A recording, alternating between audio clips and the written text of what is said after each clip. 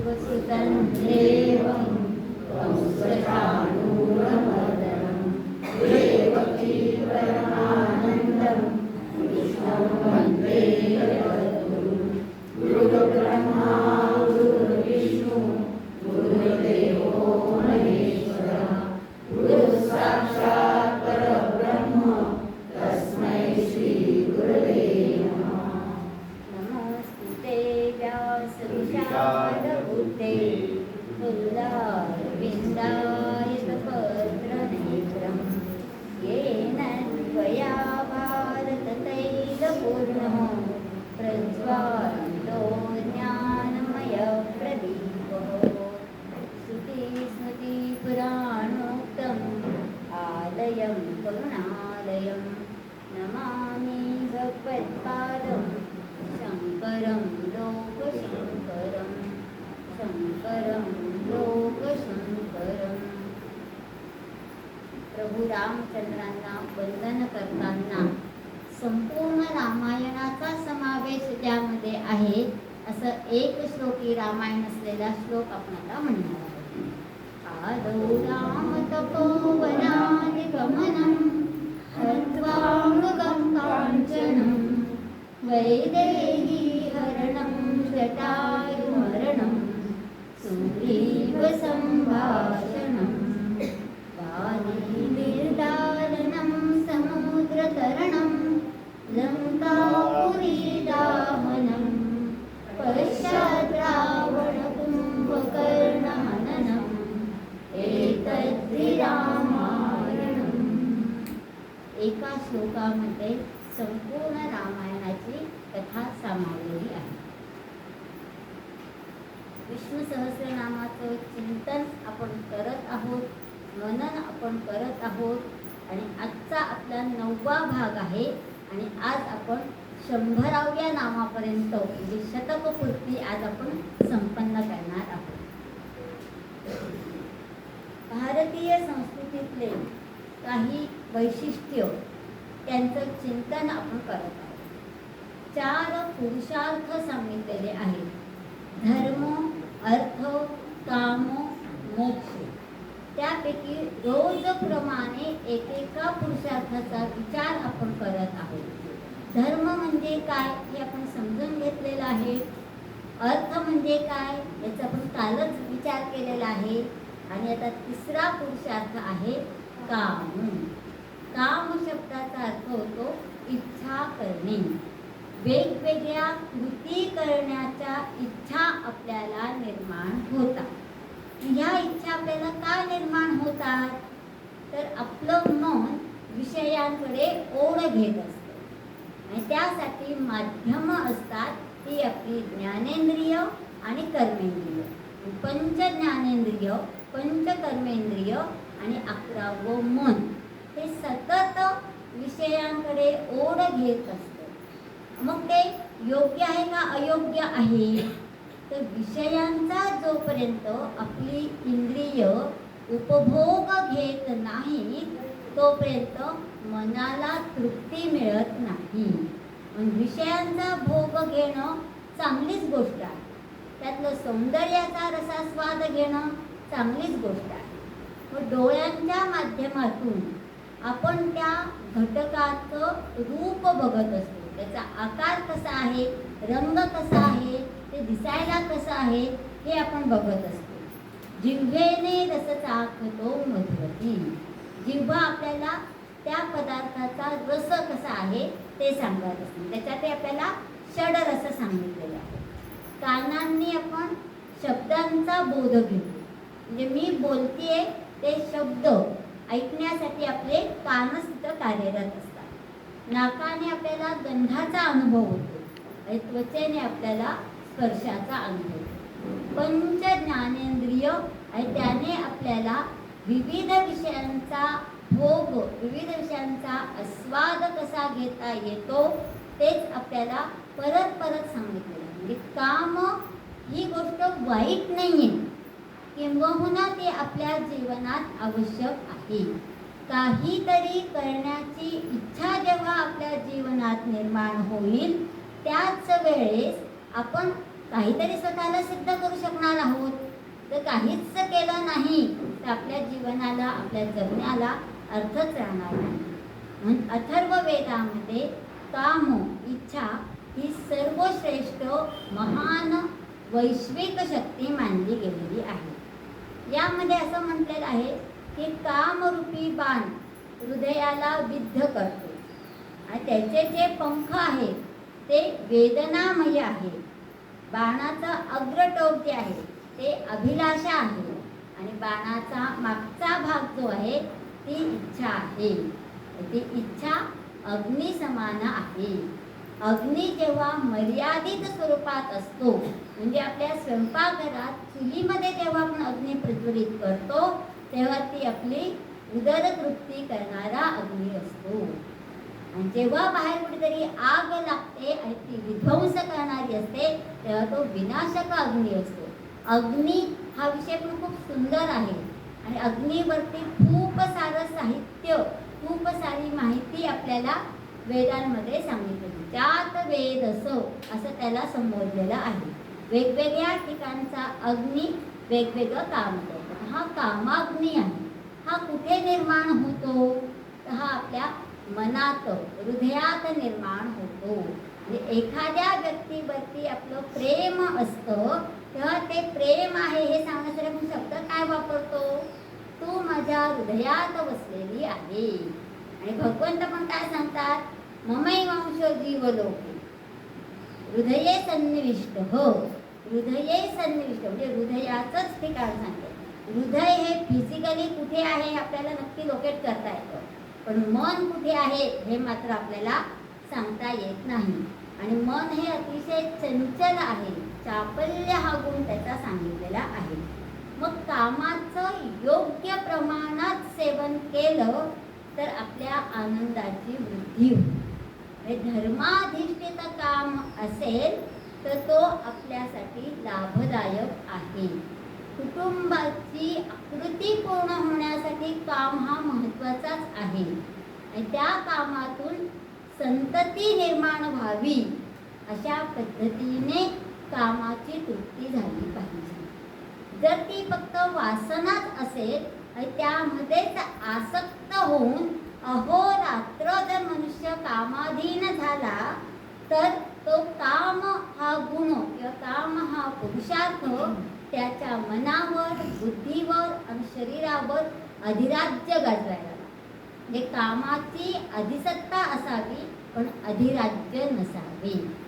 जर का काम हा गुण अधिराज्य गाजवायला लागला तर तो मनुष्याला मानव्य गुणापासून दूर नेतो आणि मग माणसाचं जनावर व्हायला वेळ लागत नाही. म्हणून काम हा आपल्या जीवनात असावाच, पण तो धर्माधिष्ठित काम असावा. धर्माधिष्ठित काम निर्माण होण्यासाठी विवाह संस्था आणि कुटुंब संस्था या दोन संस्थांचं बंधन आपल्याला समाज व्यवस्थेने घालून दिलेलं आहे.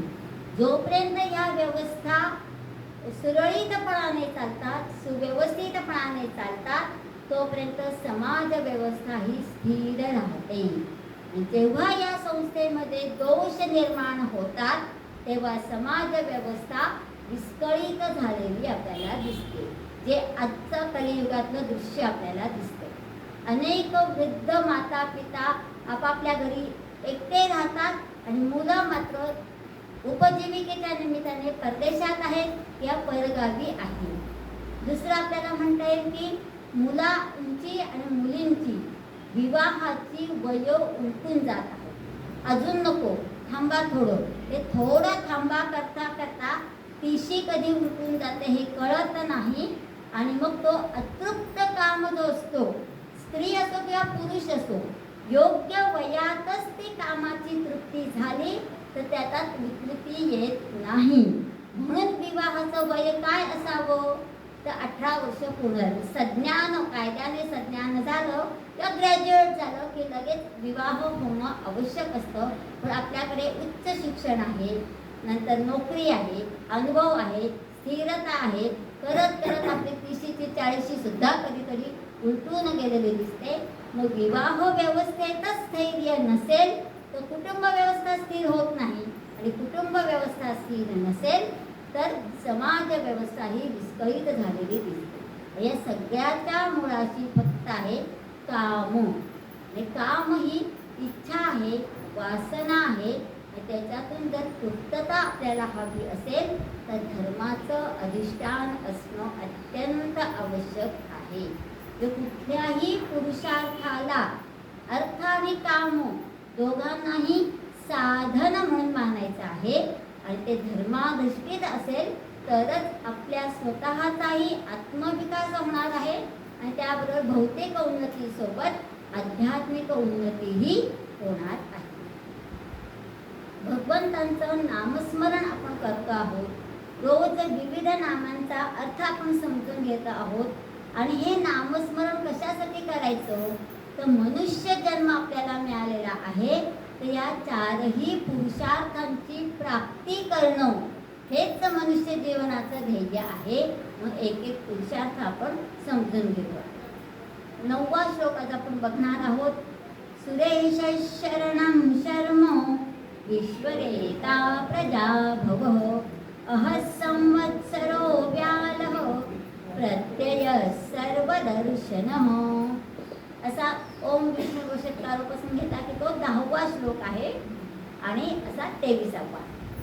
याच्यामध्ये भगवंतांची 10 नावं आलेली आहेत. साधारणपणे जर आत्तापर्यंतचा अभ्यास आपण बघितला तर प्रत्येक श्लोकामध्ये 8 ते 12 नावांचा समावेश आहे. कधीतरी एखादं नाव कमी जास्त होऊ शकतं. एकूण 85व नाम आहे, आणि या श्लोकातलं पहिलं नाम आहे सुरेश. हो, सुर म्हणजे देव आणि ईश म्हणजे प्रमुख. हो, सुरानाम ईश हो सह सुरेश. हो, दुसरा अर्थ आपल्या तिथे सांगितलेला आहे. रा हा धातू आहे आणि त्याचं रूपांतर र मध्ये झालेलं आहे. त्याचा अर्थ होतो देणे.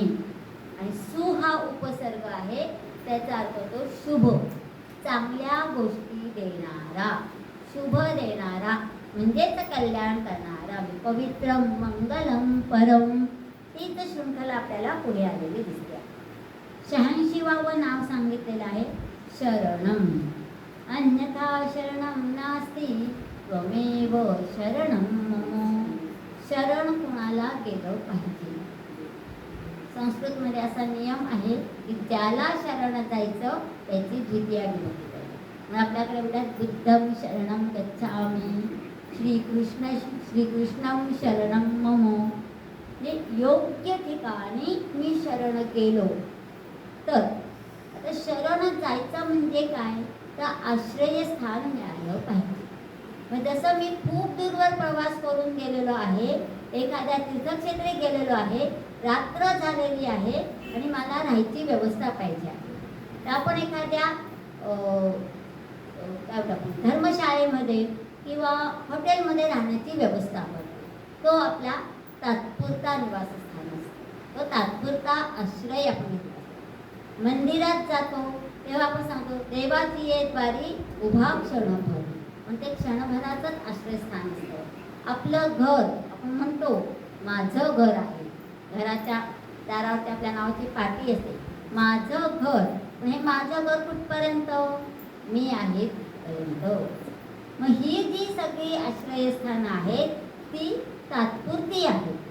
लौकिक दृष्टीने त्याचा कालावधी 1 तासापासून जास्तीत जास्त 100 वर्षाचं आयुर्मान सांगितलेलं आहे, तिथपर्यंत असू शकतो. पण तत्पश्चात काय आहे, मग मला असं एखादं स्थान पाहिजे की ज्या ठिकाणापर्यंत मी पोचल्यावर परत येण्याचा मार्ग बंद होणार आहे.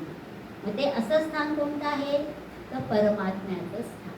मग त्या परमात्म्याप्रत मला जायचं असेल तर त्यासाठी मी भक्तीचा मार्ग अनुसरला पाहिजे. 4ही पुरुषार्थांच्या पुढे जाऊन भक्ती सांगितलेली आहे, आणि त्या भक्तीचंच महत्त्व आपल्याला झाले. अनन्य भावाने भगवंतांना शरण जा. आणखीन एक दुसरंही श्लोक सांगितलेला आहे. शरणागत दीनार्थ परित्राण परायणे सर्वस्यार्ती हरे देवी नारायणी नमोस्तुते. शरण कोणाला देतो, आपण तर शरण जाऊ हो, पण आपण कधी शरण जातो? त्यावेळेस माझ्यावरती खूप संकट आलेली असतात. या संकटहारी तारणहारी भगवंत आहे, त्यावेळेस आपण सगळेच जातो. पण ज्या वेळेस मी अत्यंतिक सुखात असतो, त्यावेळेस मात्र मी केलं म्हणून मला मिळालं हा भाव आपल्या त्या ठिकाणी असतो. मग कसा असला पाहिजे तो? तर आर्त होऊन आणि अनन्य भावाने जर शरण गेलो तरच भगवान आपल्याला शरण देत असतो.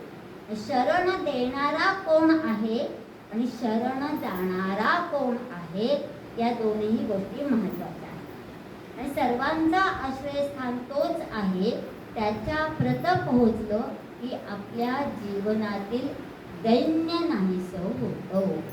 व दैन्याचेही अनेक प्रकार सांगितलेले आहे. इथे लौकिक म्हणजे अन्नाचं दारिद्र्य आहे, म्हणजे ज्याला अन्नधान्य मिळत नाही, जेवण मिळत नाहीये असं दारिद्र्य आहे. नंतर कपड्यांचं दारिद्र्य आहे, जसं आता आपण म्हणतो आता नवीन फॅशननुसार त्या फाटलेल्या जीन्सच्या पॅन्ट घालतात, त्यामुळे काय असून नसल्यासारखं आहे. अनेक कपडे आहेत तर ते फाटलेले कपडे घालतात, त्यामुळे वस्त्रांचं दारिद्र्य. तसं वैचारिक दारिद्र्य असतं. धनधान्याने तुम्ही संपन्न आहात पण तुमचे विचारच चांगले नसतील तर हे वैचारिक दैन्य आहे. मग अशा सगळ्या प्रकारचं जे दैन्य असतं ते दैन्य निघून गेलं की मी भगवंताला शरण जाण्यास पात्र होतो. मग देवाच्या भेटीसाठी, देवाच्या दर्शनासाठी आर्त होऊन जो भगवंताला शरण जातो त्यालाच भगवंत स्वीकारतो. त्यासाठी आपल्या दोन उदाहरणं खूप छान आहेत. पहिलं उदाहरण आहे पंडित जगन्नाथांचं.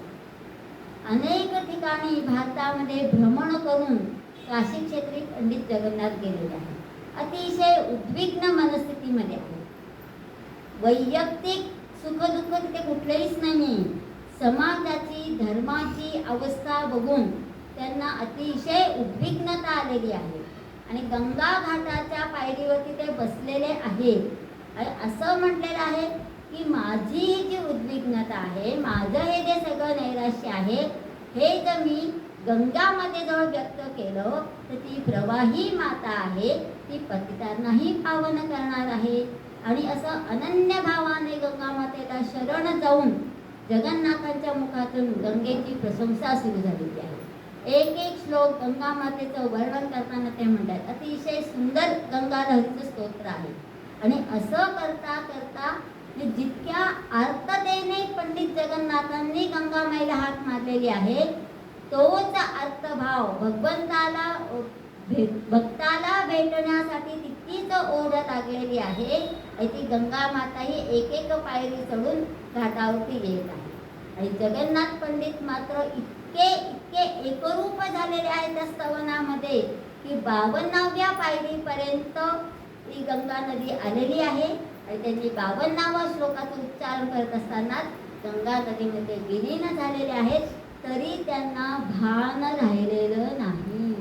भय तर नाहीच आहे, पण स्वतःचं आत्मभान जेव्हा आपण हरपून जातो तेव्हा भगवंत आपली शरणागती स्वीकारतो. युद्धामध्ये शरणागती करतात बघा, तेव्हा त्याला टर्म्स अँड कंडिशन असतात. त्या भगवंताला शरण जाताना टर्म्स अँड कंडिशन काय आहे तर अनन्य भावाने आणि आर्ततेने आपण शरण गेलं पाहिजे. दुसरं एक उदाहरण सांगितलेलं आहे शंकराचार्यांचं. शंकराचार्यांनी पूर्ण भारत भ्रमण केलेलं आहे आणि ज्या ज्या ठिकाणी ते जायचे तर तिथे 5 घरी भिक्षा मागून आपली उपजीविका ते पूर्ण करायचे. संन्यासी असल्यामुळे 5 घरी भिक्षा मागणं हे त्यांना बंधन होतं. आणि कोरडा शिधा घ्यायचा, शिजवलेलं अन्न घ्यायचं नाही. कोणी भिक्षा मागावी, कोणत्या स्वरूपातली भिक्षा स्वीकारावी, या सगळ्याचे नियम आपल्याला सांगितलेले आहेत. मग काशी क्षेत्री गेले असताना शंकराचार्य एका घरी भिक्षा मागायला गेलेले होते. आणि साहजिकच काशी ही विद्यानगरी आहे आणि त्यावेळेस अनेक विद्यार्थी रोज भिक्षा मागायला जायचे. घरं ठरलेली असायची, तेव्हा घरातली महिला गृहिणी ही आतुरतेने वाट बघायची तसं एका घरी शंकराचार्य गेलेले आहेत आणि त्यांनी सांगितले, ओम भवती भिक्षां देही. एक तेजस्वी साधू आपल्या द्वारापाशी आलेला आहे आणि त्या घरामध्ये एक महिला राहत होती, एकटीच होती, वृद्ध होती, कोणीही पुत्र वगैरे तिच्या सोबत नव्हते, एकाकिनी होती आणि तिला असं खूप वाटलं मी यांना काहीतरी भिक्षा दिली पाहिजे. ती घरामध्ये जाते, सर्व डबे गाडगे मडके पाहते, डबे नव्हतेच तेव्हा, गाडग्या मडक्यातूनच वस्तू ठेवायचे, सगळं काही बघते, पण घरात अन्नाचा एकही दाणा नसतो. आता भिक्षा तर दिली पाहिजे, मग काय करावं? परत एकदा ती सगळं बघते तर एका गाडग्यामध्ये तिला एक वाळलेला आवळा सापडतो आणि ती ओम भवती भिक्षां देही असं म्हणणाऱ्या शंकराचार्यांच्या झोळीमध्ये तो एक आवळा आला. तेव्हा शंकराचार्यांना खूप वाईट वाटतं. ज्या मातेकडे एक वेळचं भोजन करण्या इतकंही धान्य नाहीये, इतकं दारिद्र्य भगवंता तू दिलेलं आहे आणि असं जर स्वतःच्या शरीराचं पोषण करण्या इतपतही अन्नधान्य ज्या घरात नसेल, इतकं दारिद्र्य असेल, तर माझा देश संपन्न होणार कसा, समृद्ध होणार कसा? अतिशय वाईट त्यांना वाटले, अतिशय दुःख झालेलं आहे आणि त्यांनी आर्ततेने लक्ष्मी मातेला प्रार्थना केलेली आहे. आणि त्यावेळेस कनकधारा स्तोत्राची रचना झालेली आहे. कनक म्हणजे सोनं, आणि त्या प्रवाहित वाणीने लक्ष्मी मातेची प्रशंसा केलेली आहे आणि दैन्य काढून टाकण्यासाठी आर्ततेने विनवणी केलेली आहे. आपसुक शंकराचार्यांच्या तोंडातून स्तोत्र बाहेर पडलेलं आहे. अंगम हरे हे पुलकितम. हे स्तोत्र ऐकल्यानंतर लक्ष्मी प्रसन्न झालेली आहे आणि लक्ष्मीने सोन्याच्या मोहरांचा पाऊस पाडलेला आहे. कथानक आहे. पण जेव्हा तुम्ही भगवंताला आर्ततेने हाक मारतात, त्याला शरण जातात, त्या तो भगवंतही प्रसन्न होऊन आपल्या समस्यांचं निराकरण करतो. आणि ते एक लक्षात ठेवायचंय, ही समस्या शंकराचार्यांची नव्हतीच. त्या स्त्रीकडे पाहून त्यांना वाईट वाटलंय, त्यांच्या मनात कारुण्य निर्माण झालेलं आहे. स्वतःच्या सुखासाठी, कल्याणासाठी कुठलीही मागणी इथे नाही. मुळात आपला धर्मच वैश्विक धर्म आहे.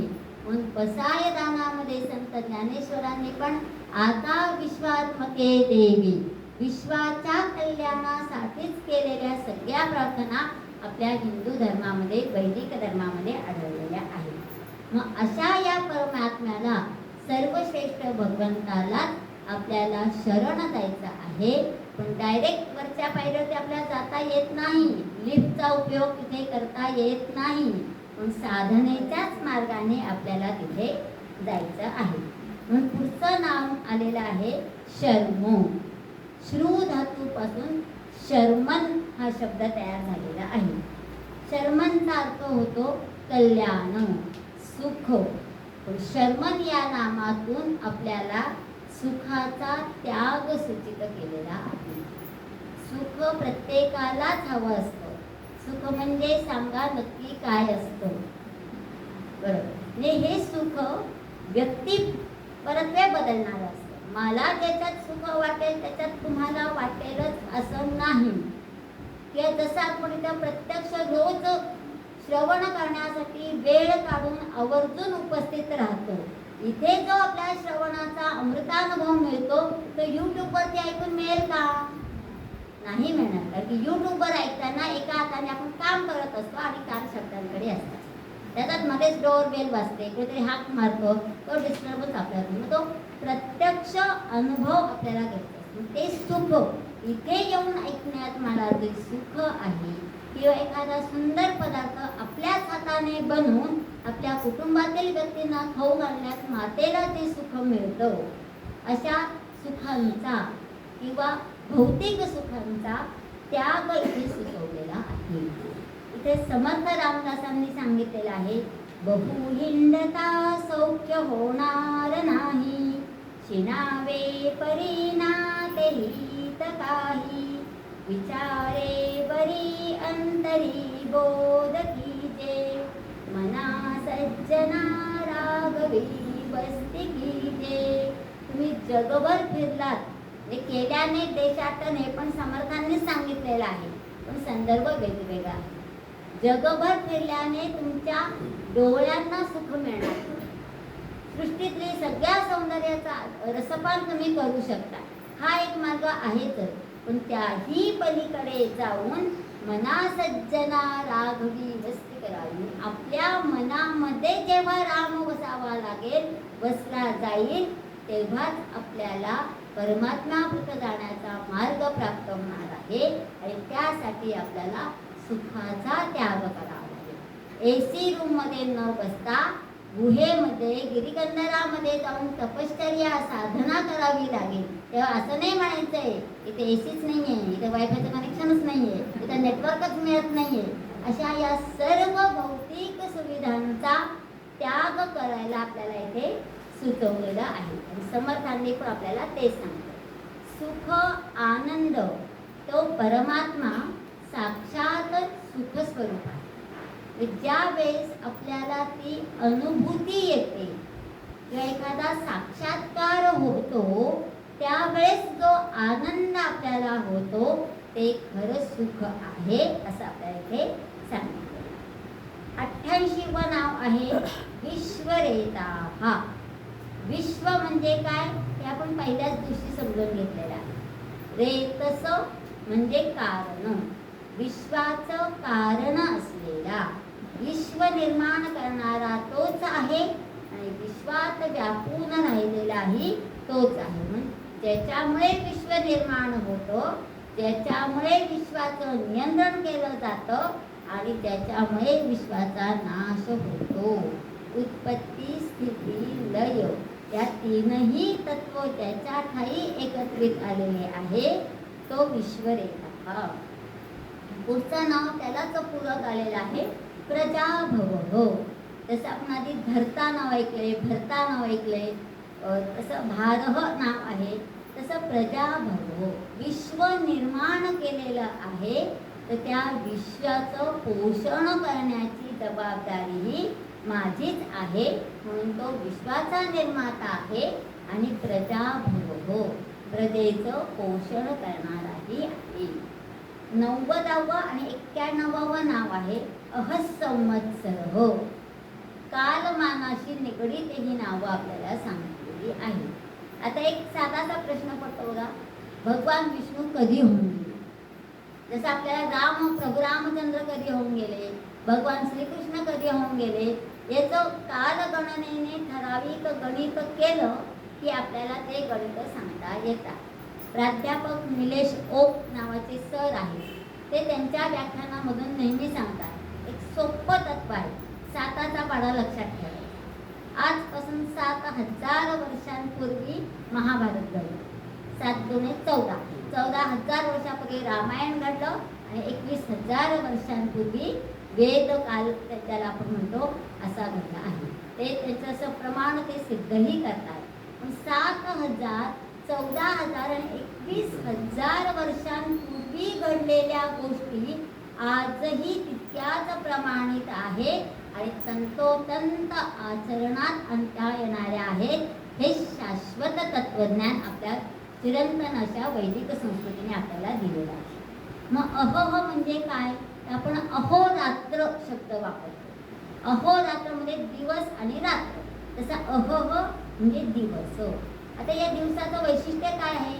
तर सूर्य उगवला की दिवस सुरू होतो आणि सूर्य मावळला की दिवस संपतो. म्हणजे तेज आणि प्रकाशाने जो युक्त आहे आणि सत्वगुणाने जो युक्त आहे तो अहो, तोच सूर्य आहे, तोच परमात्मा आहे, तोच भगवान विष्णू आहे.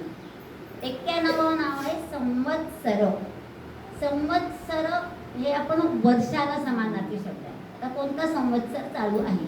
तर 12 महिन्याचा कालावधी म्हणजे 1 वर्ष, आणि या वर्षाला संवत्सर असं म्हटलेलं आहे. भूत भव्य भवत प्रभू, अर्थ आपण समजून घेत आहे. जो भूतकाळातही आहे, वर्तमान काळातही आहे आणि भविष्य काळातही असणारच असला त्रिकाल बाधित असलेला, त्रिकालदर्शी असलेले परमतत्व म्हणजेच भगवान विष्णू आहे. मग हे 12 मासांमध्ये ऋतूंचं चक्र पूर्ण होतं म्हणून त्याला संवत्सर असं म्हणतो.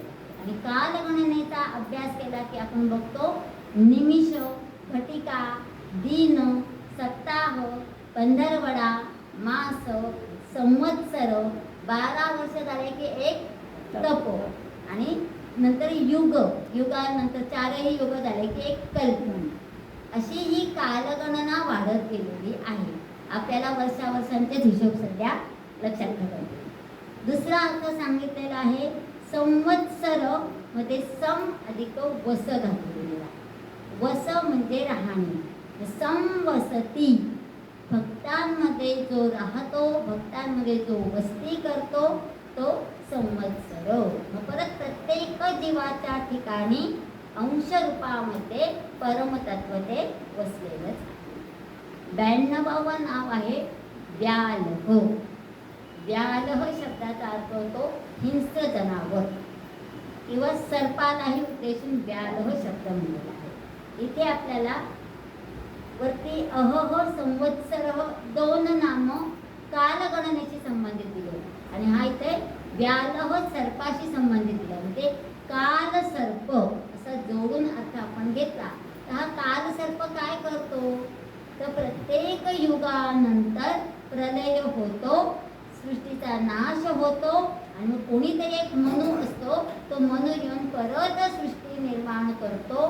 तो सगळे जो एक कालचक्र आहे त्याला कालसर्प म्हणजे कालचक्र कुठेतरी थांबवताना संहार करणारा जो असतो तो कालसर्प असं तिथे म्हणतात. ते काल आणि सर्प या दोघांची सांगड घातलेली आहे. दुसरं आपल्याला सांगितलं आहे की शेषशाही भगवान. शेष हे सर्पाचंच रूप आहे आणि अनंत नाग हे पण अनंत चतुर्दशीच्या दिवशी आपण अनंत नाग नावाच्या नागाची पूजा करत असतो. शेष आणि अनंत. शेष म्हणजे काय तर जे शिल्लक राहिलेलं आहे आणि अनंत म्हणजे जे अपरिमेय आहे, अमर्यादित आहे. अशा दोघांचा जे शेष आहे ते अपरिमेय होत नाही आणि अपरिमेयमध्ये शेष काहीच राहत नाही. मग अशा दोघांचाही समन्वय ज्याच्या ठायी झालेला आहे तो व्याल हो. आणि असे दोनही भाव एकत्रित आलेले असतात म्हणूनच भगवान शेषशाही शेषावरती निवांत निर्धास्त शयन करू शकतात. भुजग शयनम. आपल्याला साप शब्द नुसता उच्चारला तरी भीतीने गर्भगृहीत आपण होत असतो. नसला तरी फक्त ऐकूनच तो भाव भीतीचा भाव आपल्या मनात निर्माण होतो. आणखीन एक अर्थ आपल्याला सांगितलेला आहे व्यालह मध्ये ला धातू आलेला आहे आणि त्याचा अर्थ होतो लालयती म्हणजे लाड करणे. आणि त्याला बी आणि अ हे 2 उपसर्ग लागलेले आहेत. बी अधिक अ ची संधी केली की व्य तयार होतो आणि त्याला पुढे ल जोडला की व्यालह शब्द तयार होतो. त्याचा अर्थ होतो भक्तांचे लाड करणारा, भक्तांची काळजी घेणारा. भक्तही परिपूर्ण असला. भक्तांचेही वेगवेगळे प्रकार आपल्याला भगवद्गीतेमध्ये सांगितले आहे. छोटंसं उदाहरण आपल्याला इथं घेता येईल. नामदेव लहान होते. नामदेवांचे वडील जे होते त्यांचं एक गणपतीचं मंदिर होतं आणि त्यांची सवय होती, ते व्यापारी होते पण रोज सवय होती रोज सकाळी दुपारी 12 वाजता गणपती बाप्पांना नैवेद्य दाखवायचा आणि मगच भोजन करायचं. रोज स्वयंपाक झाला की ते ताट भरून छान नैवेद्य मंदिरात घेऊन जायचे आणि मंदिरात नैवेद्य घेऊन गेले की घरी यायचे आणि घरी येताना ताटरिकामं असायचं. छोटे नामदेव रोज ते बघायचं आणि एक दिवशी असा वेळ येतो की नामदेवांच्या वडिलांना कुठेतरी अर्जंट कामासाठी बाहेर जायचं. तेव्हा ते नामदेवांना सांगतात, नाम्या आज जाशील का रे तू मंदिरामध्ये नैवेद्य दाखवायला? हो बाबा मी जाईन. आणि नामदेव त्यावेळेस छोटेच असा 5-7 वर्षांचे असावे. तर ते आईने छान नैवेद्याचं ताट काढून दिलेलं आहे. नैवेद्याचं ताट घेऊन ते गणपती बाप्पांच्या मंदिरात गेलेले आहे आणि त्यांनी पद्धत सांगितली ना, कर्मकांड माहिती आहे, निरीक्षणाने त्यांनी ते आत्मसात केलेलं आहे. ओम प्राणाय स्वाहा, व्यानाय स्वाहा, उदानाय स्वाहा, नैवेद्यामध्ये पानीयम समर्पयामी, सगळी क्रिया केलेली आहे. 5 मिनिटं होतात, 10 मिनिटं होतात, तरी भगवंत काय जेवायला येतच नाही. आणि नाम्याने बघितलेलं असतो, बाबा रोज घरी येतात तेव्हा ताट रिकामं असतो, पण येताना बाबा ते नैवेद्य गाईला भक्षण करून येतात हे कुठे नामदेवांना माहिती होतं. पण नामदेवांचा हट्ट पूर्व संचित घेऊनच जन्माला आलेले असे संत महंत असतात. आणि तास 2 तास झाल्यानंतरही ते रुसून बसतात. भगवंता, आज माझे बाबा आले नाहीत म्हणून तू माझ्या हातून तो नैवेद्य भक्षण करत नाहीस का? तो तुला करावाच लागेल. हा हट्ट नामदेवांनी धरलेला आहे आणि चक्क भगवंताने तो नैवेद्य तिथे प्राशन केलेला आहे. कसा केला, काय केला, याच्यातलं विज्ञान आपण नंतर कधीतरी चर्चा करू. पण भगवंत आला, तुम्ही आर्ततेने हाक मारली तर तो येणारच, हे सांगणारं व्यालह हे नाव. 93वं नाव आहे प्रत्यय. हो, मागच्या वेळेस आपण प्रमाणांवरती बघितलं होतं. भगवंत आहे याचं प्रमाण काय? तसं प्रत्यय म्हणजे काय आहे तर तो अनुभव संपन्न. त्याचं प्रमाण जरी नसलं तरी तो आहेच. हे कसं ज्ञात होतं आपल्याला? भगवंत आहे हे कसं ज्ञात होतं? ते ज्ञात करण्यासाठीच एवढी सगळी नामावली सांगितलेली आहे. प्राण हो, प्राणद हो, सगळे सांगितलेले आहे की तो तुमच्याच शरीरात आहे, तुमच्याच सोबत आहे, तुमच्या बरोबरच्या प्रत्येकाच्या हृदयात आहे. सर्वस्यच्या हृदय विश्व, मग बाकी कुठे जायची गरजच नाही. म्हणून तो प्रत्यय आहे, तसा तो प्रज्ञावान आहे. प्रतीतिही प्रज्ञा, प्रज्ञादानम, प्रज्ञानम ब्रह्म, हे ऐतरेय उपनिषदातलं महावाक्य सांगितलं आहे. प्रज्ञानम म्हणजे जाणीव होणे, आणि या जाणीवांची नेणिवेत जेव्हा रूपांतर होतं तेव्हा परमात्म्याप्रत जाण्याचा प्रवास आपल्याला सुरू होतो. म्हणून ज्ञान स्वरूप म्हणजेच ब्रह्मस्वरूप. आत्मज्ञान झालं की ब्रह्माचंही ज्ञान आपल्याला होतच असतं. म्हणून शंकराचार्य लिखाणाला सुरुवात करताना सांगतात, ज्ञान हेच मोक्षाचं साधन आहे. ज्ञानात एव तु कैवल्यम.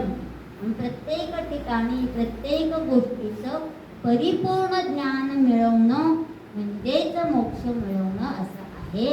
पण असे काही विषय आहेत की तुम्ही कितीही अभ्यास केला तर प्रत्येक वेळेस काहीतरी तुम्हाला नव्याने उलगडत जाणार आहे. म्हणजे अंतिम ज्ञानापर्यंत आपण पोहोचलो असं आपण कधीच म्हणू शकत नाही. म्हणून परमात्म्याचं नाव आहे प्रत्यय. 94वं नाव आहे सर्वदर्शन.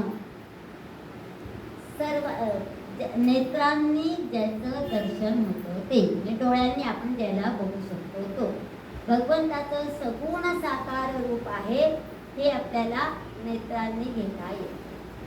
काही वेळेस साधनेच्या थोडंसं पुढच्या पायरीवरती आपण गेलो तरी डोळे मिटल्यानंतरही आपल्याला आपल्या इष्ट भगवंताचीच मूर्ती आपल्या अंतःचक्षुसमोर उभी राहते. तेही सर्वदर्शन आहे.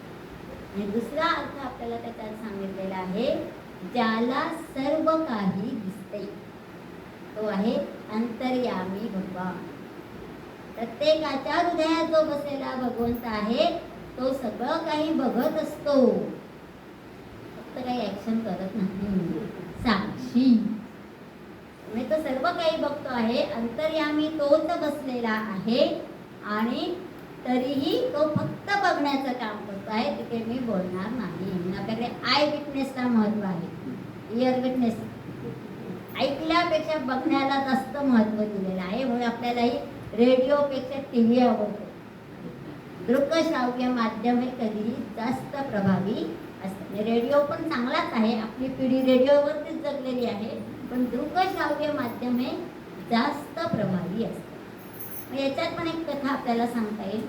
कनकदास नावाचे एक आचार्य होते आणि त्यांचा शिष्य होता कृष्णदास. एका दिवशी आचार्यांनी आपल्या सर्व शिष्यांना एक एक आंबा दिला आणि त्यांना सूचना दिली, हा आंबा प्रत्येकाने खायचा आहे. पण अशा ठिकाणी जाऊन खा की तिथे तुम्हाला कोणीही बघणार नाही. सगळे शिष्य हातात आंबा घेऊन बाहेर जातात. एकदा आंबा खाण्यातली जी उत्कटता असते, उत्सुकता असते, ती सगळी दाटलेली होती. कधी एकदा मला आंबा खायला मिळेल. पण प्रत्येक जण आश्रमाच्या आजूबाजूला जातात, आडोसा बघतात, इकडे तिकडे बघतात. आता इथे मला कोणी बघत नाही, तर मी पटकन आंबा खाऊन घेतो. सर्व विद्यार्थ्यांनी आंबे खाल्ले. दुसऱ्या दिवशी आचार्यांनी विचारले, सगळ्यांनी आंबे खाल्ले का? त्या कृष्णाला सांगतो, गुरुजी हा माझा आंबा. का रे बाबा, तू का आंबा खायला नाही? तर त्याने सांगितलं, गुरुजी मी खूप ठिकाणी गेलो, पण अशी जागाच मला सापडली नाही की जिथे मला कोणी बघत नाही. ज्या ज्या ठिकाणी मी जाईल त्या त्या ठिकाणी मी काय करतो हे माझ्यातला अंतर्यामी भगवान बघणारच आहे. गतीर भरता प्रभू साक्षी. तुम्ही जिथे जिथे जाणार आहात तिथे तिथे भगवंत तुमच्या सोबत आहे. तर प्रत्येक कृती करताना आपण विचार केला पाहिजे, तो माझ्या सोबतच आहे, तर त्याचा विचार आपण करायचा. 95वे नाव आहे अजहो. ओ पासून सुरू झालेलं नाव आहे. न जन्म यस्य सहो, त्याला अजहो असं म्हणतात. जायते, अस्ति, वर्धते, विपरिणमते, क्षीयते, म्रियते असे षड्भाव, जन्माला येणं, वाढणं, मोठं होणं, आजारी पडणं, क्षीण होणं, मृत्यू येणं, असे षड्भाव ज्याच्या ठाई नसतात तो अज. म्हणजे त्याला जन्म आणि मृत्यू नाही, तो अज आहे. गदी माडगूळकरांनी गीत गोपाल ग्रंथामध्ये एक सुंदर गीत लिहिलेलं आहे. कारागारी अंधकारी कृष्ण जन्म झाला, कारागारी अंधकारी कृष्ण जन्म झाला, अजन्मा जन्मासी आला, अजन्मा जन्मासी आला. अजन्मा शब्दाचा प्रयोग त्यांनी तिथं केलेला आहे. तेच संदर्भ आपल्याचे अजह नामामध्ये आलेला. 96वे नाव आहे सर्वेश्वर हो. सर्वेषां ईश्वराणां ईश्वर हो, सर्वेषां देवानां ईश्वर हो. सर्व देवांच्या वरती जो आहे, टॉपमोस्ट जो आहे तो ईश्वर, आणि त्याला सर्वेश्वर असं म्हटलेलं आहे. 97वे नाव आहे सिद्ध हो, आणि पुढचं नाव आहे सिद्धी. सिद्ध हे जो तयार आहे, ज्याला घडवावं लागत नाही, ज्याला शिकवावं लागत नाही, असा नित्य सिद्ध जो आहे तो परमात्मा आहे. आणि दुसरं आहे सिद्ध म्हणजे सदैव तयार. भक्ताने हाक मारली की लगेच तयारच आहे. हातात गाडीची किल्ली आहे, किक मारली की निघाला भगवंत. असा इतकी तत्परता ज्याच्या ठाई आहे तो सिद्ध हो. इथे गजेंद्र मोक्षाची कथा आपल्याला सांगतात. गजेंद्र नावाचा एक हत्ती होता. तो हत्ती परिवारासह एका जलाशयामध्ये स्नान करायला गेलेला होता. आणि हत्तीला स्नान करायला अतिशय विस्तीर्ण जलाशय लागतं आणि भरपूर पाणी असं की तो निवांत आपला स्नानाचा आनंद घेत असतो. अशी तो जलाशयात क्रीडा करत असताना अचानक एका मगराने येऊन त्याचा पाय धरला. आणि पाय धरल्यानंतर हत्ती आणि मगर याच्यामध्ये संघर्ष चालू झालेला. अनेक वर्ष संघर्ष चालू होता असं वर्णन त्याच्यामध्ये आलेलं आहे. आणि त्यावेळेस त्या हत्तीची पत्नी, मुलं, भावंड हे त्यांना मदत करतात. पण एक क्षण असा येतो की त्या गजेंद्राला जाणीव होते की आता माझे हे पारिवारिक जन मला मदत करण्यासाठी समर्थ नाही. ते हतबल झालेले आहेत, त्यांची शक्ती अपुरी पडते आहे. मग मलाच आता या संकटातून मुक्त व्हायचं असेल तर आता मी काय बरं करावं? तेव्हा त्यांनी आर्ततेने भगवान विष्णूंचं स्मरण केलेलं आहे. भगवान विष्णूंना हाक मारलेली आहे आणि गजेंद्राची आर्त हाक भगवंताच्या कानापर्यंत लगेच पोहोचलेली आहे. त्वरित भगवान विष्णू गरुडावर बसून आलेले आहेत. त्यांनी सुदर्शन चक्राने मगराचा वध केला आणि गजेंद्राला मुक्ती दिलेली आहे. गजेंद्र संकटात अडकलेला होता आणि त्यावेळेस त्याने आर्ततेने हाक मारलेली आहे. हा मतितार्थ आपल्या याच्यात सांगितला. त्यांची ती आर्त हाक भगवंतांनी ऐकलेली आहे. नेहमी जो हाक मारणारा असतो तो परिचित असतो आणि परिचिताची हाक लवकर पोचतेच. पण एखादी व्यक्ती अनोळखी आहे, ती संकटाने ग्रस्त झालेली आहे, तरीही आत्मतेने हाक मारत आहे, तरी तो भगवंत धावतच येतो. आपल्याकडे असं म्हणतात, आयुष्यभर काय केलं माहिती नाही, पण मृत्यू समय तरी भगवंताचं नाव घेतलं पाहिजे. भगवंताचं नाव घेतलं तर वैकुंठामध्ये आपल्याला जागा मिळू शकते. भगवद्गीतेत सांगितले आहे, नमे भक्त प्रणश्यती. जो भक्त असतो, जो देवावर अनन्य भावाने प्रेम करत असतो, अशा भक्ताला भगवंत कधीही संकटात टाकत नाही. मग तिथे सिद्ध असं नाव दिलेलं आहे. 98वे नाव आहे सिद्धी. सिद्धी म्हणजे फलप्राप्ती. एखादी क्रिया आपण केली की आपल्याला काय मिळालं, अचिव्हमेंट, त्याला सिद्धी असं म्हटलेलं आहे. आता पुरुषार्थ सांगितले, धर्म अर्थ काम. हे पुरुषार्थ साध्य केल्यानंतर आपल्याला जे फळ मिळतं ते दृश्य स्वरूपातलं फळ असतं आणि ते तात्कालिक फळ असतं, तेवढ्यापुरतं मर्यादित असतं. आणि सिद्धीचं फळ हे मोक्ष आहे, जे आपल्याला चिरकाल टिकणार असतं असं आपण म्हणू शकतो. आता अष्टसिद्धी आपल्याला सांगितलेल्या आहेत. अष्टसिद्धी म्हणजे योग, तपश्चर्या आणि ईश्वर कृपेने प्राप्त होणाऱ्या 8 दिव्य शक्ती. पुराण, योगशास्त्र आणि भक्ती साहित्यात त्यांचा उल्लेख होतो. मग या 8 सिद्धी कोणत्या आहेत बरं? तर पहिली सिद्धी आहे चमत्कार, त्याला आपण म्हणतो. हे सगळे चमत्कार आपल्याला या 8 सिद्धी शिकल्याने करता येऊ शकतात. पहिली सिद्धी सांगितली आपल्याला अणिमा, म्हणजे आपण आपल्या जीवाला, आपल्या शरीराला सूक्ष्मातिसूक्ष्म करू शकतो. आकाराने लहान होतो. असा हनुमंताकडे शक्ती होती. हनुमानाला हवं होतं तेव्हा अगदी छोट्या आकाराचा झालेला आहे आणि आवश्यकता वाटली तेव्हा तो महाकाय रूपामध्ये आलेला आहे. म्हणून दुसरी शक्ती आहे महिमा, स्वतःचा आकार मोठा करता येण्याची शक्ती.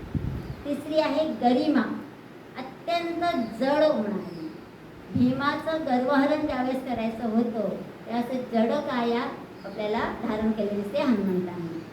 चौथा आहे लघिमा, अत्यंत हलकं होणार. पाचवी प्राप्ती, इच्छित वस्तू किंवा इच्छित स्थान प्राप्त करण्याची शक्ती. सहावी आहे प्राकाम्य, ज्याची इच्छा केली ते प्राप्त करण्याची शक्ती. जे रूप धारण करावं असं वाटलं ते रूप धारण करता येतं. जसं आपण रामायणातली कथा ऐकतो, मारीच राक्षसाने कांचन मृगाचं रूप धारण केलं. सगळ्याच राक्षसांना वेगवेगळी रूप धारण करता येत होती. सगळ्या राक्षसांकडे ही अष्टसिद्धी त्यांनी प्राप्त केली. सातवा आहे ईशित्व, इतरांवरती प्रभुत्व किंवा नियंत्रण ठेवण्याची शक्ती. काही लोकांमध्ये अशी पॉवर असते बघा, की एक हाक मारली की एक शिट्टी वाजवली तरी सगळे गोळा होतात. जो शब्द त्यांनी उच्चारला त्या शब्दानुसारच पालन करायला ते लोक बांधलेले असतात, ते ईशित्व. आणि आठवं आहे वशित्व, सर्वांना आपल्या वश करण्याची शक्ती. सगळे माझ्या वश असले पाहिजेत, सगळ्यांनी मी म्हणते तसंच वागलं पाहिजे. या 8 प्रकारच्या सिद्धी सांगितलेल्या आहेत आणि या सिद्धी त्याला प्राप्त होतात तो सिद्ध हो. भक्तांना प्रत्येक प्रकारच्या संकटात जर मदत करायला जायचं असेल, तेही तत्परतेने जायचं असेल, अशी वेगवेगळी रूपं घेऊन भगवंताला पोचावं लागत असेल, म्हणून भगवंतांना अष्टसिद्धी प्राप्त झाल्या. अष्टसिद्धी नवनिधिके दाता अशी ओळ हनुमान चालिसामध्ये आहे. हनुमंतांकडे या 8ही सिद्धी होत्या. पण संत मात्र आपल्याला सांगतात की या 8 सिद्धी मिळवण्यासाठी साधना करण्यात जीवनकाल यापित करण्यापेक्षा, अष्टसिद्धींपेक्षा ईश्वर भक्ती श्रेष्ठ आहे. सिद्धी आल्याने अहंकार वाढू शकतो, पण भक्ती आल्याने चित्तशुद्धी होते. म्हणजे चांगदेवांच्या काही अहंकार आला होता, ते वाघावरती बसून आलेले होते. आणि भक्तीने मन शुद्ध झालं की ती मोक्षाचा मार्ग दाखवते. म्हणून अनेक संतांनी सांगितलेलं आहे, सिद्धी नको भक्ती हवी. हठयोगी जे असतात ते सिद्धी प्राप्त करण्याच्या मागे लागतात आणि असे काहीतरी चमत्कार करून लोकांना प्रभावित करावं ही धारणा त्या ठिकाणी तिथे जास्त असते. आणि त्यासाठी त्यांना जनसामान्यांपासून दूर राहावं लागतं. आणि भक्ती मात्र, भक्ती ही सामाजिक शक्ती आहे. सर्व लोकांमध्ये राहून लोकांजवळच करणारी जी शक्ती आहे तीच भक्ती आहे. 99वावं नाम सांगितलेलं आहे सर्वादी. सर्वादी, आदी म्हणजे पहिला, सर्वांच्या आधी जो आहे तो सर्वादी. सर्व भूतमात्रांची निर्मिती त्यानेच केलेली आहे म्हणून तो सर्वाधीच आहे. त्याच्यासाठी एक श्लोक सांगितलेला आहे, अन्नात् भवन्ति भूतानि पर्जन्यात् अन्नसंभवः, यज्ञात् भवति पर्जन्यः यज्ञकर्म समुद्भवः.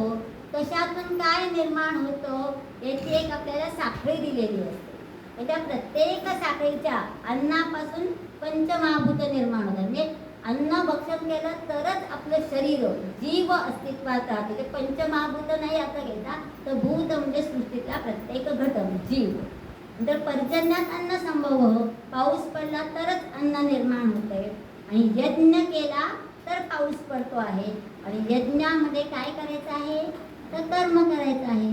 सत्कर्म केलं तर पुण्य प्राप्त होणार आहे. पुण्य मिळालं की स्वर्ग मिळणार आहे, म्हणजेच आपल्याला मोक्ष मिळणार आहे. ही एक सुंदर अशी साखळी, अतिशय सहज सोपा मार्ग सांगताय. पण आपण पहिल्याच ठिकाणी आलेलं असतं, आपण पहिलंच स्टेशन आपल्याला मिळत नाही. आणि 100वावं नाव सांगितलेलं आहे अच्युत. हो, अतिशय समर्पक असं नाव आलेलं आहे बघा. अच्युतम केशवम रामनारायणम, सुरुवातच आपण त्यापासून करतो. च्युत म्हणजे ढळणारा, अच्युत म्हणजे न ढळणारा, कधीही कुठेही न ढळत नाही. सुख दुःखे समे कृत्वा, स्थितप्रज्ञांचं लक्षण सांगताना हा गुण सांगितलेला आहे. आणि नारायण उपनिषदामध्येही सांगितलेलं आहे, शाश्वतम शिवम अच्युतम, जो कोणत्याही परिस्थितीमध्ये ढळत नाही, ज्याचा नाश होत नाही, ते सर्वश्रेष्ठ परमतत्व म्हणजेच भगवान विष्णू आहेत. अशा सर्वश्रेष्ठ असलेल्या अच्युत स्वरूपात असलेल्या भगवान विष्णूंना नमस्कार करून आज वाणीला विराम देऊ. वसुदेव सुतं देवं कंसचाणूरमर्दनं देवकी परमानंदं कृष्णं वन्दे जगद्गुरुं. गुरुर्ब्रह्मा गुरुर्विष्णु गुरुर्देवो महेश्वरा, गुरुसाक्षात् परब्रह्म तस्मै श्री गुरवे नमः. आज आपली बरोबर